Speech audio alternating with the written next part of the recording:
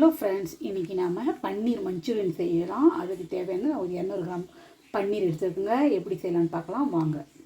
நம்ம பன்னீரை சின்ன சின்ன துண்டுகளாக கட் பண்ணியிருக்கோம். பாருங்கள் ஃப்ரெண்ட்ஸ், நாம் பன்னீர் மிக்ஸ் பண்ணுறதுக்கு மைதா, கார்ன்ஃப்ளவர், இது ரெட் சில்லி நம்மளை போடலை, நம்ம வீட்டில் அரைச்ச மிளகாய் தூள் போட்டுருக்கோம், மஞ்சள் தூள், இஞ்சி பூண்டு பேஸ்ட்டு, உப்பு. இதை நாம் தண்ணி ஊற்றி நல்லா மிக்ஸ் பண்ணிக்கலாம் ஃப்ரெண்ட்ஸ். ஓகே ஃப்ரெண்ட்ஸ், எண்ணெய் காய வச்சுருக்கோம். நம்ம மஞ்சூரியன் பொரிக்க இங்கே பாருங்கள் பேட்டர் ரெடி பண்ணியிருக்கோம்.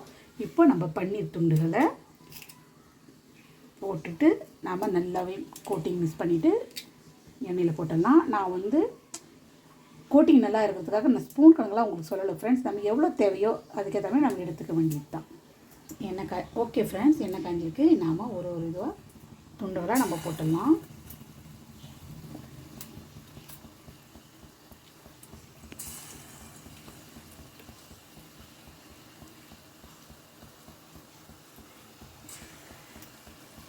நாம் எல்லாமே போட்டிருக்கோங்க. இது கொஞ்சம் ஃப்ரை ஆகட்டும், நம்ம திருப்பி விடலாம். ஓகே ஃப்ரெண்ட்ஸ், நாம் திருப்பி விட்டுக்கலாங்க.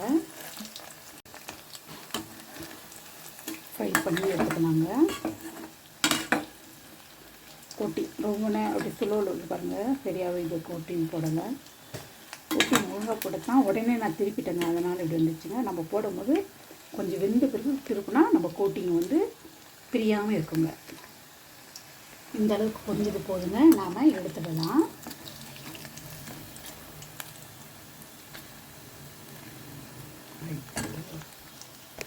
தேர்ட் பேட்சுக்கும் இருக்குங்க.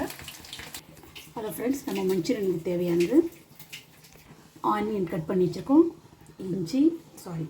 பூண்டு, இஞ்சி, பச்சை மிளகாய், ஆயில் காஞ்சிருக்கு பாருங்கள். அதே பாத்திரத்தில் தான் இது பண்ணுறோம். நம்ம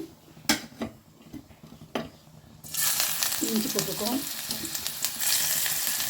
நான் ஃப்ரெண்ட்ஸ் சிறுவாகவே இது பண்ணி வச்சேன். ஆனியன் போட்டுருக்கோம், பச்சை மிளகாய் போட்டுருவாங்க. இது கொஞ்சம் வரும் ஃப்ரெண்ட்ஸ். இந்த அளவுக்கு வதங்கினா போதுங்க. நாம் இப்போது கொஞ்சமாக ரெட் சில்லி போட்டுக்கலாங்க.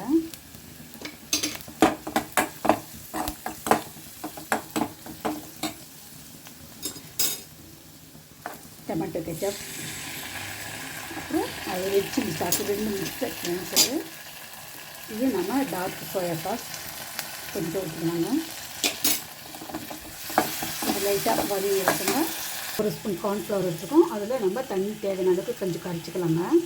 கரைச்சிக்கிட்டு நாம் அந்த மசாலாவில் ஊற்றி நாம் இப்போ கார்ன்ஃப்ளவர் இதில் ஊற்றலாம். ஃப்ரெண்ட்ஸ், நாங்கள் ரெட் சில்லி ஸ்பூனால் கலக்கினதால அது கார்ன்ஃப்ளவர் டிஃப்ரெண்ட்டான கலரில் இருக்குங்க. இது கொஞ்சம் வதக்கிக்கலாம்.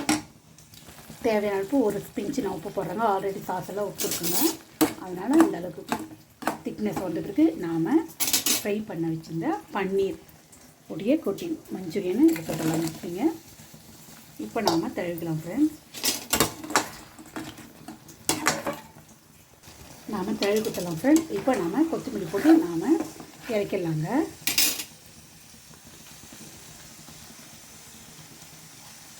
கொத்தமல்லி போட்டு இறக்கி பாத்திரத்தில் மாற்றிக்கலாம். ரொம்ப சுவையான முறையில் பன்னீர் Manchurian ready friends.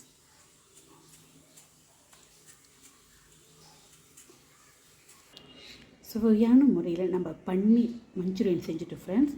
Okay friends, அடுத்த வீடியோவில் பார்க்கலாம். Bye friends.